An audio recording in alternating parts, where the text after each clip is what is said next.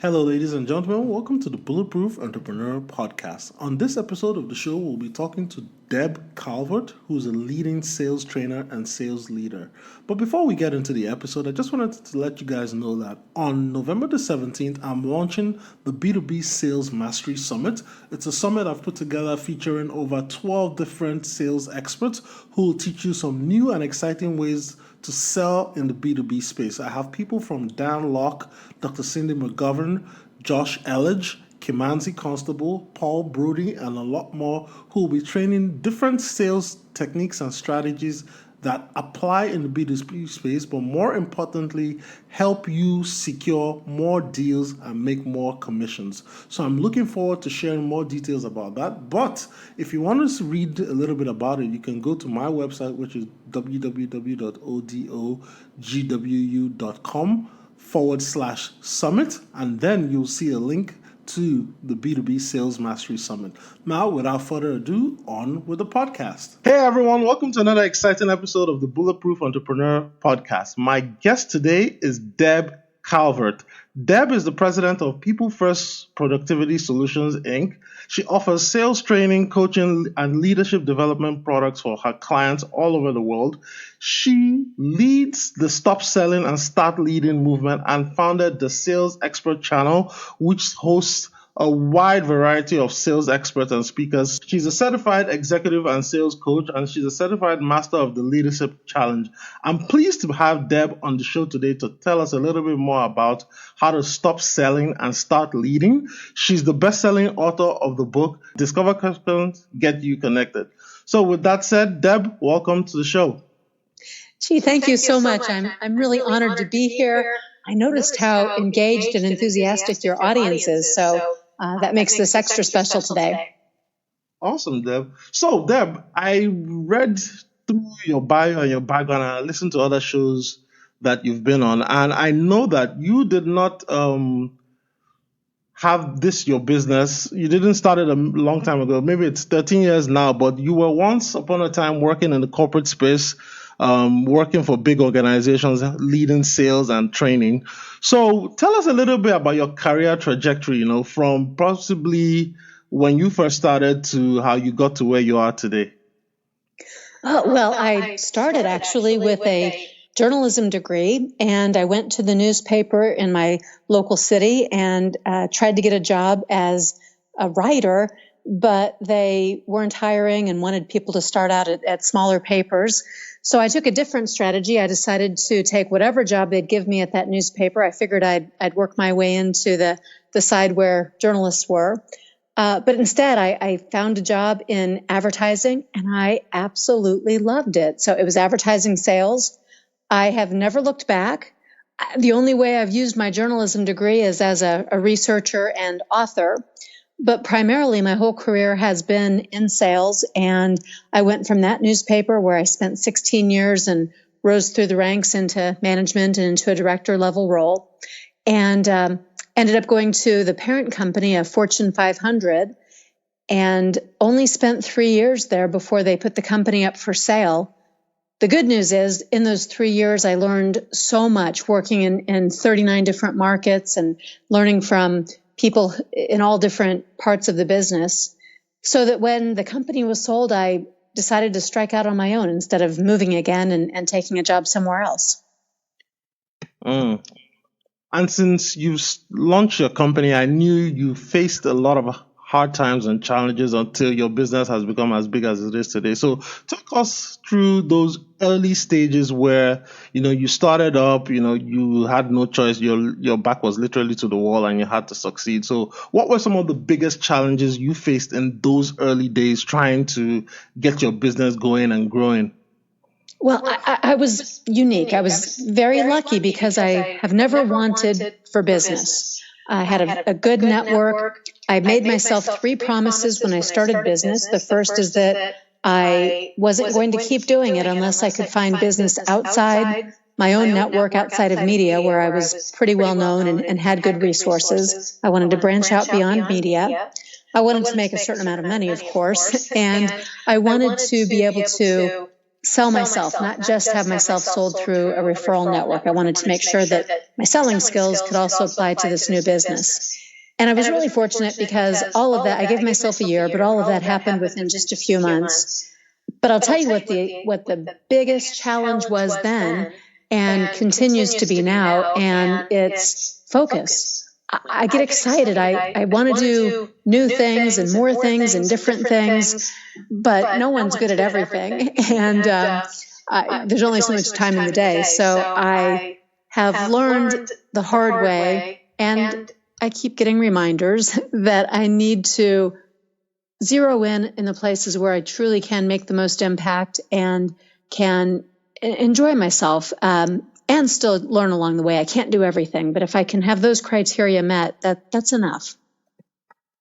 And it's odd that even someone with your level of success still grapples with the issue of focus, because you would think, okay, at the point you're very successful in your career, you have a lot of clients and a lot of things going, that everything is, the system is going and growing, so you just have to work the system. But you were vulnerable enough to tell us that you still struggle with focus. And why do you think that a lot of business owners and a lot of entrepreneurs struggle with focus? I think there's the shiny new object syndrome. We do get attracted to new things. And in this age of such sweeping technology changes and something new emerging every day, there's a lot of temptation, a lot of opportunities that present themselves. And especially if you feel impatient or if you feel like one thing's not working, rather than continuing to plow through and make it work, we might be too quick to jump to something else. And if we're constantly jumping from one thing to the next, we're making our jobs much harder, but we're also never developing a brand in the marketplace. Nobody knows what our business is all about if we're not careful to keep that focus. Okay. Interesting. So let's transition into your book, Deb. Stop Selling and Start Leading. The premise of the book is essentially you have salespeople who have literally gotten a bad reputation in the marketplace because when a prospect or a potential customer or client sees them coming, they know that, okay, this person is going to walk me through a discovery call and they're going to just try and slice and dice me and segment me into a particular bucket and just sell me what they have. And they're not going to take the time to listen to what I have to say and learn from my perspective what I'm looking for.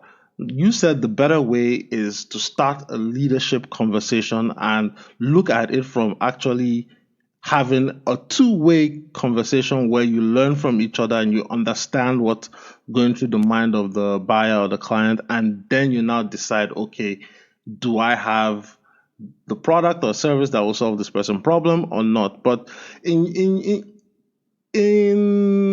as easy a way as you can explain it for all of us here, tell us a little bit more in depth about how you came about that strategy and why is it a better strategy? Well, the way this came about is that I have worked in two parallel tracks, in selling and in leadership development. And in leadership development, we know that there are certain behaviors, very specific behaviors, that cause people to willingly choose to follow us. And these are simple behaviors, things like following through on your promises and commitments. So having done this work for many years, this evidence-based leadership program called the Leadership Challenge is something that I have relied on heavily. And it occurred to me one day that I think it would make an impact if sellers adopted those same behaviors. There are 30 of them. If sellers would choose those same 30 behaviors as leaders, I thought they might be more effective with buyers. So we went out, we did a huge research project. I was working with the original authors and researchers behind the Leadership Challenge. We conducted a panel study with business-to-business buyers, and we then did a seller-side component of the research, and we found out that, yes, indeed, buyers are more willing to meet with a salesperson, and they're more willing to buy from a salesperson or a business owner who exhibits these leadership behaviors, these simple, Behavioral choices make a huge difference in how a buyer perceives you and responds to you. And this was extra benefit that came about. Salespeople and business owners, they tend to view themselves differently. They don't see themselves as those stereotypical wolves in sheep's clothing salespeople when they enter into the relationship as a leader. And if I put it in the simplest terms that I possibly can, it's just this. Before our relationship was buyer-seller, our relationship was simply human to human, you and me. And if we can't have a natural discourse, and we can't have trust, and we can't have a relationship that just comes out of that connecting between two humans, well, the rest of it's not going to work either. So let's start there. Now, so let me be an advocate for the other side and say, okay, I get what you're saying, Deb, but you know what? I have a sales quota. I believe leadership will work, yes, but my managers are pushing me towards driving my sales quota and meeting my results for the quarter. Now, isn't this approach going to take much longer and cause me to miss out on the quotas that have been established for me, that are by benchmark KPIs that will determine my bonuses and my raise and possible promotion? Absolutely not. Although that's a legitimate concern. I would expect any responsible salesperson to ask that same question. But when you're focusing on the quota and the KPIs and the processes without putting the human factor into it, you're actually going to take a lot longer. You're going to have more continuances. Your sales will take longer to close. They won't be advancing. You'll have to make a lot more cold calls just to get one appointment. If you want to be more efficient, you have to be more effective. And to be more effective, you have to choose leadership behaviors. They don't take any longer. These are replacement behaviors. They're not add-on behaviors. And you will, I think, be very surprised by how warmly buyers respond to you and how far you can get and how much faster you can get there when you show up as a leader. Okay, I know you said earlier in the podcast you love tactics. So tactically speaking, what are some of those traits and characteristics of exhibiting leadership behavior? Is it through things like creating content or what? No, so it's really about the interaction, whether it's your interaction on the phone, email, in person, through your social media. Your behaviors are very simple behavioral choices. I'll give you a couple to illustrate what I mean, so it can be very tactical. One that buyers absolutely demand is what I mentioned a moment ago, to follow through on your promises and commitments you make them. I'll call that DWYSWD, right? DWYSWD, it's an acronym, DWYSYWD. Do what you say you will do. Mm-hmm. And if you don't do that, you won't have trust with a buyer. And a buyer will hold you at a distance. They'll have resistance to you if you ever breach even the simplest promise that you make. Like if you say, I will call you at 12:30 today, and then you don't call until 12:45, in the buyer's mind, where trust is so fragile already because of the stereotypes, they now don't trust you even more. You've taken the relationship the wrong direction. So that would be one example. I'll tell you another one that's very important. You mentioned it in the introduction earlier, and that is that buyers want a true two-way dialogue. They want to be listened to. They want to be heard. They want their questions to be answered. Unfortunately, especially in our discovery process, which is now getting blurred with our qualifying questions, a lot of sellers treat that, like it's a survey. They're asking questions like they're going straight down a list and not even responding to what the buyers say. So it's not really a two-way dialogue. It's a one-way administration of a survey that's very boring to buyers. And so if we can just make this simple shift, instead of it being a diagnostic discovery, where we're only asking questions so we can diagnose which solution to offer, it needs to be a dialogic discovery, two-way, give and take. Maybe it's going to take 5 or 10 minutes longer for that meeting, but in the long run, it's going to get us so much farther, so much faster. That makes sense.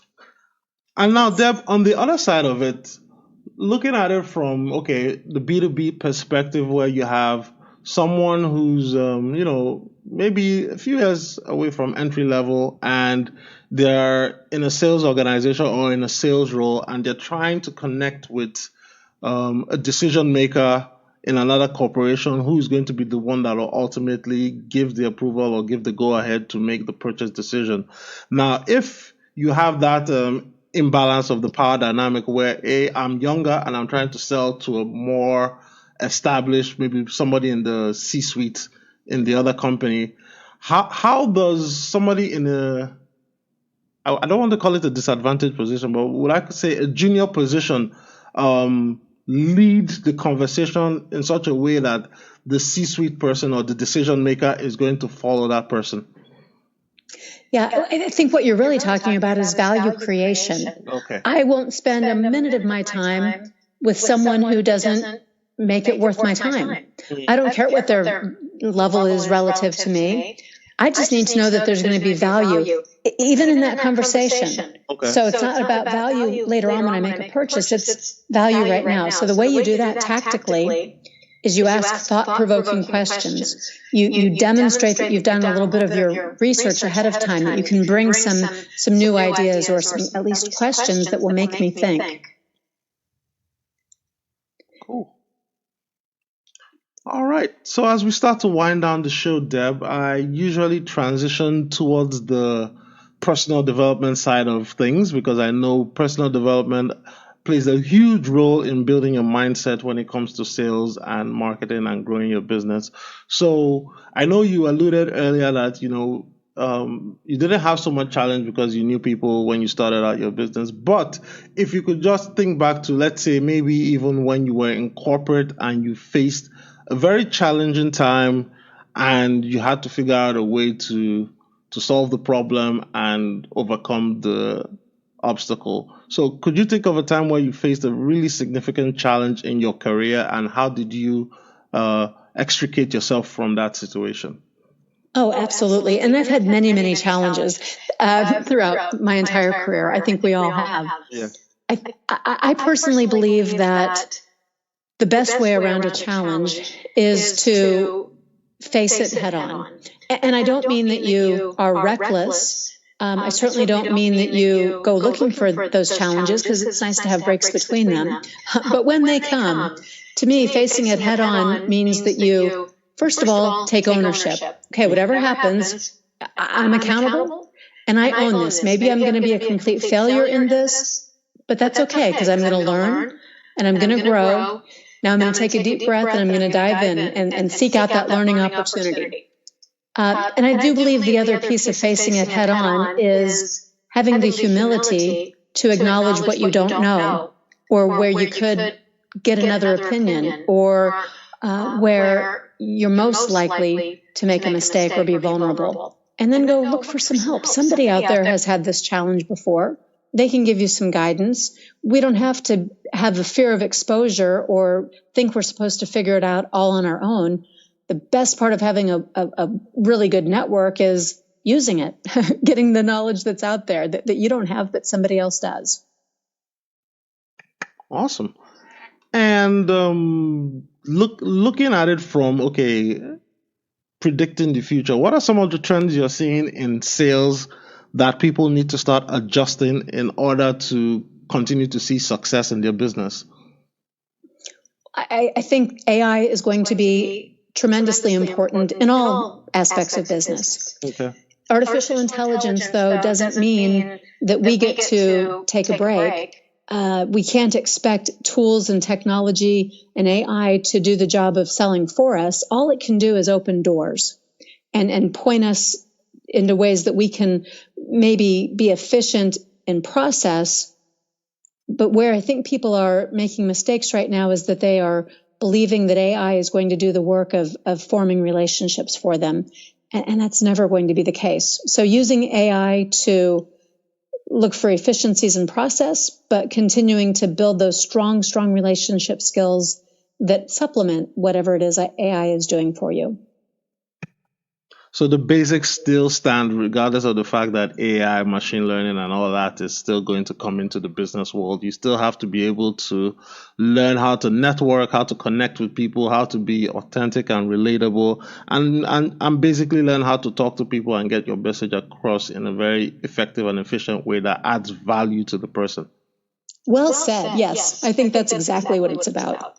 Awesome. So before I let you go, Deb, could you tell us a little bit about, what you have going on, where people can find you, get your book, possibly connect with you on your other platforms? Yes. So first of all, let's personally connect, since that's what we've been talking about. Yes. And I think one of the easiest ways to do that is to look for me, Deb Calvert, on LinkedIn, and let's start some conversations. My website is people-first..com. The PS stands for Productivity Solutions. And we offer a lot of content there. So subscribe to the leadership newsletter, subscribe separately to the sales newsletter if that's of interest. And then go look at one other website. That's the salesexpertschannel.com. Because over there, you're going to find 150 sales experts from around the world who have contributed videos and webinars and incredible content. And we've indexed it all by topic. So if you're looking to learn anything at all about sales or marketing, it's right there and it's free. So by all means, bookmark that site, connect with me on LinkedIn, take a look at my website. Oh, and go over to Amazon if you'd like and pick up my books, Stop Selling and Start Leading, and Discover Questions Get You Connected.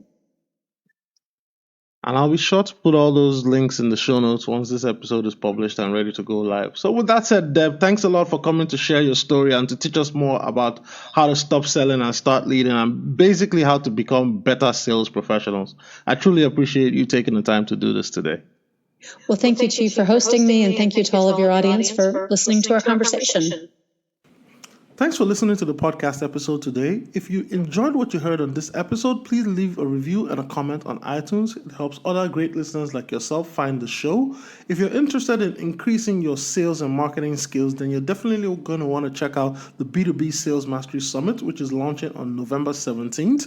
We have tons of great speakers and consultants who are going to train on how to improve your sales and marketing game, especially if you're selling in the B2B space. So you can find out more details about the summit by going to www.odogwu.com/summit. That's SUMMIT to learn more about a B2B Sales Mastery Summit. So till next time, guys, take care of yourselves, stay bulletproof, and of course, have a great business week.